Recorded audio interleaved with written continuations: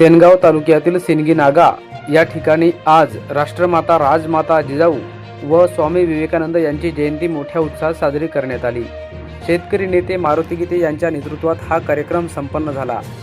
यावेळी राष्ट्रमाता राजमाता जिजाऊ व स्वामी विवेकानंद यांच्या प्रतिमेस पुष्पहार अर्पण करून विनम्र अभिवादन कार्यक्रम घेण्यात आला। या कार्यक्रमाच्या अध्यक्षस्थानी शेतकरी नेते मारुती गीते यांच्यासह पोलीस पाटील शिवाजीराव गीते, रोजगार सहाय्यक बालाजीराव गीते यांच्यासह नागरिक मोठ्या संख्येने उपस्थित होते। तसेच या प्रसंगी माजी पोलीस पाटील निवृत्ती गोविंदराव गीते, देविदास विठ्ठलराव गीते, काशीरामजी गीते, श्रीहरी मारुतराव गीते, रामकिसन गीते,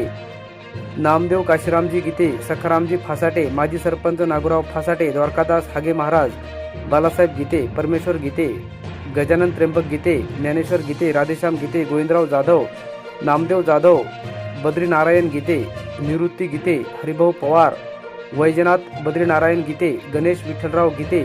विलास गीते, गणेश वामन, नागेश वामन, किरणराव वामन, विलासराव वामन, देविदासराव जाधव, लक्ष्मणराव राऊत, विश्वनाथराव इंगोले, अश्विन इंगोले, किसनराव खांजोडे, बळीराम महादजी गीते, महादेव नागोराव गीते, अशोकराव गीते, बळीराम निवृत्ती गीते, नारायण दत्तराव गीते,